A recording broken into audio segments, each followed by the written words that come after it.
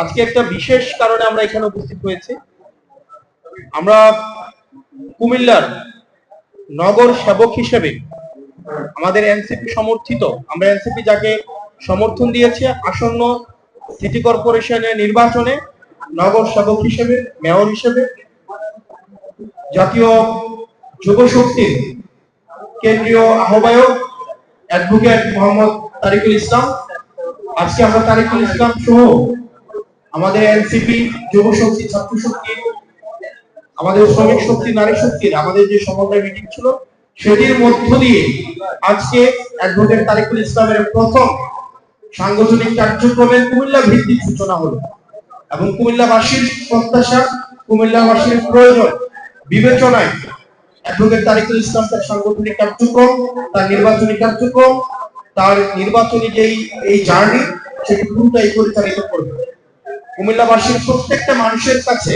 আমাদের প্রত্যাশা থাকবে, যেভাবে গত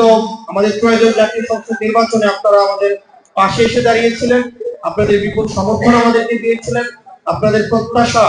এবং অভিযোগ প্রাপ্তিগুলো আমাদের কাছে এসে বলেছিলেন, ঠিক একইভাবে আপনারা অ্যাডভোকেট তারিকুল ইসলামকে ঠিক সেভাবে আপনারা গ্রহণ করে নেবেন।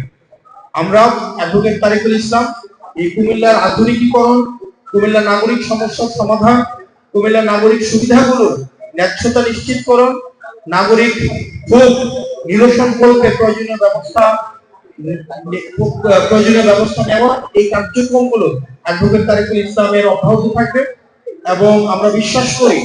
কুমিল্লার গণমানুষের আকাঙ্ক্ষা বাস্তবায়নে অ্যাডভোকেট তারিকুল ইসলাম যুগোপযোগী ভূমিকা রাখবেন এবং গণমাধ্যমের আপনারা যারা আছেন আপনাদের প্রতিও আমাদের আহ্বান থাকবে, প্রত্যাশা থাকবে, আপনারাও অ্যাডভোকেট তারিকুল ইসলামকে আপনাদের এই জায়গা থেকে তার যেই মানুষের প্রতি যে তার বার্তা, মানুষের প্রতি যে তার কমিটমেন্ট, ম্যানিফেস্টো ম্যান্ডেট, সেগুলো আপনারাও সেগুলো মানুষের কাছে পৌঁছে দিবেন, যেটি সবসময় আপনারা করে থাকেন। ধন্যবাদ আপনাদের।